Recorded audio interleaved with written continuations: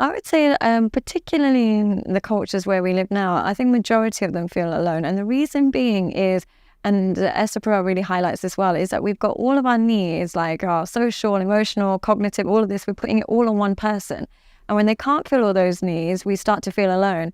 Whereas before we would have a community, we'd spread all of those needs across different people.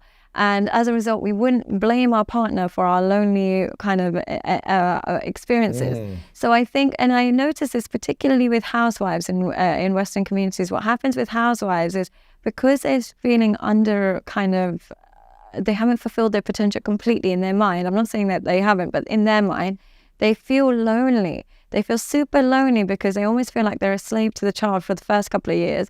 And whereas before in our mums' generation and their generations, there'd be so many other mums, there'd be so many stay-at-home mums, so many aunts, uncle, everybody would be close by, that child rearing wasn't so difficult. Now you have to do it totally alone. So they end up finding it really difficult and they feel really lonely and they resent their husband as a result.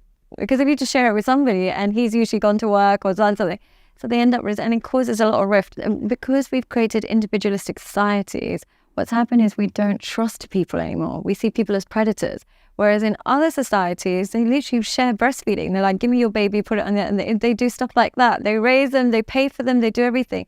So we've almost created a fear of connection.